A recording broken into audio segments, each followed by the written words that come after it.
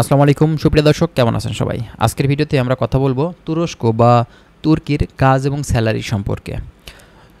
তুরস্কতে কিন্তু বর্তমান সময়ে এখন আমাদের অনেক বাংলাদেশি কাজ করছে এবং বাংলাদেশ থেকে নতুন করে কিন্তু তুরস্কতে অনেকেই যেতে চাচ্ছেন।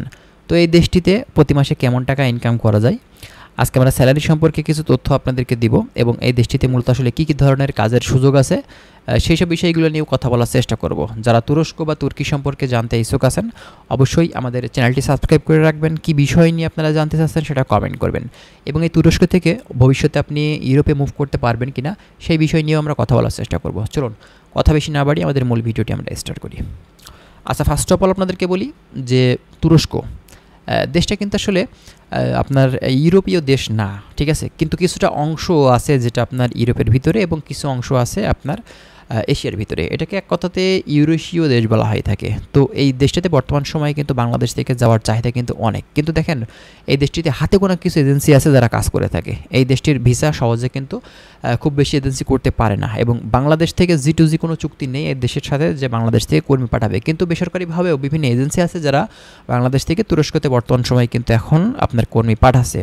তো আপনারা কিন্তু ভালো এজেন্সি যারা কাজ করছে তাদের মাধ্যম দিয়ে যদি চেষ্টা করে থাকেন, রিক্রুটিং এজেন্সি যদি তারা হয়ে থাকে, বিশ্বস্ত এজেন্সি যারা হয়ে থাকে তাদের মাধ্যম দিয়ে যদি চেষ্টা করেন তাহলে অবশ্যই কিন্তু এই দেশটিতে বর্তমান সময়ে যাওয়া সম্ভব।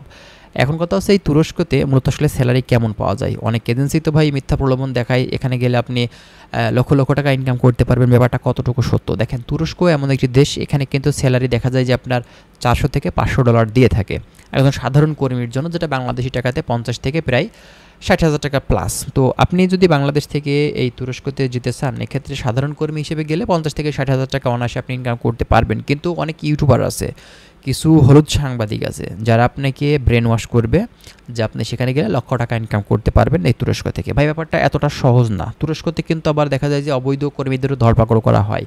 বেশিরভাগ ক্ষেত্রে আমরা দেখি তুরস্কতে বিভিন্ন দেশ দিয়ে কিন্তু আমাদের বাংলাদেশি ভাইয়েরা প্রবেশ করে থাকে এবং সেখানে কাজ করে এবং শহর অঞ্চলে আসলে থাকার যে এটা কিন্তু খুবই কম অবৈধদের, কারণ তুরস্কতে যেহেতু আপনার লোকজন মাঝে মধ্যে ধরে থাকে সে কারণে কিন্তু গ্রাম অঞ্চলেই বেশিরভাগ বাংলাদেশি কাজ করে এবং সেখানে দেখা যায় কৃষিকাজ বা দেখা যাচ্ছে যে ছোটোখাটো দোকান, হ্যাঁ, বিভিন্ন জায়গাতে কিন্তু আমাদের বাংলাদেশি ভাইরা কাজ করে থাকে কম বেতনে।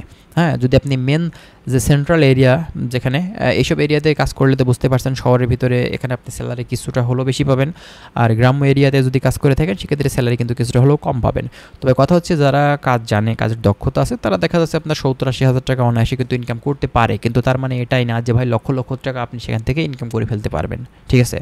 হ্যাঁ, লক্ষ টাকা ইনকাম করে অনেকে যাদের ভাষা জানা আছে, যারা সেখান থেকে অনেক দিন ধরে আছে, কাগজপত্র না থাকলেও অনেক মানে এরিয়াটা চিনে, বিশ্বস্ত লোকজন আছে, তারা কিন্তু অবশ্যই দেখা যায় যে ভালো টাকা ইনকাম করে। কিন্তু আপনি নতুন গ্যাসের নতুন অবস্থাতে কিন্তু সেখানে লক্ষ লক্ষ টাকা ইনকাম করতে পারবেন না। এমনটা প্রলোভন যদি কোনো এজেন্সি আপনাকে দেখায় তাহলে বুঝবেন যে ওই এজেন্সিটা কিন্তু ফ্রড, ঠিক আছে।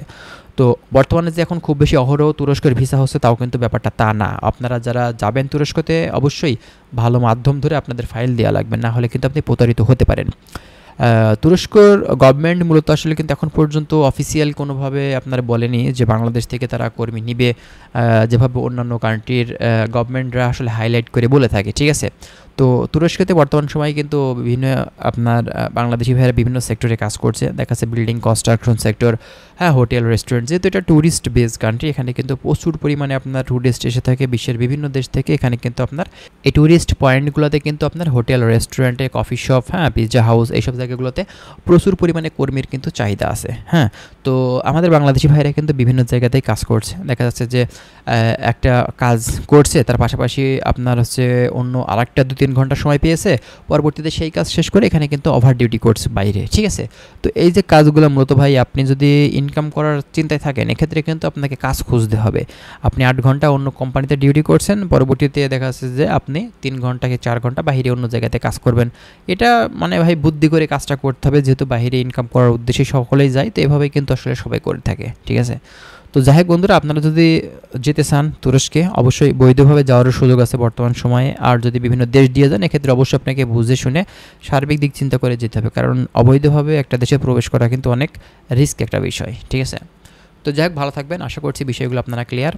আর যদি বিস্তারিত আপনাদের জানার থাকে আপনারা কমেন্ট করবেন, আমরা চেষ্টা করবো সেসব বিষয়গুলো নিয়ে কথা বলার। ভালো থাকবেন, আল্লাহ হাফেজ।